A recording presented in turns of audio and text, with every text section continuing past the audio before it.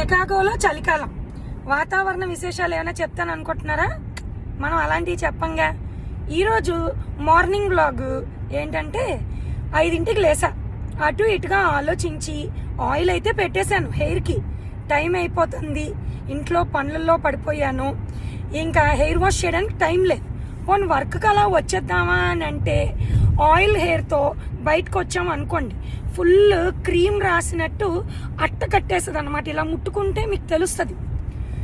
సరే పోనీ hair wash చేసుకొని గబగబా హెయిర్ డ్రై చేయకుండా వచ్చేద్దామా అని అంటే, మీరు వీడియోస్లో చూస్తారు కదా, హెయిర్ ఇలా ఎగరేస్తే చలికాలంలో తడి జుట్టు నించుంటుంది, ఇలా ఎలక్ట్రిక్ షాక్ కొట్టినట్టు.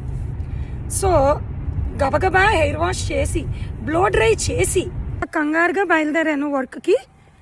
హెడ్కి క్యాప్ మర్చిపోయాను, నా లంచ్ బాక్స్ కూడా మర్చిపోయాను.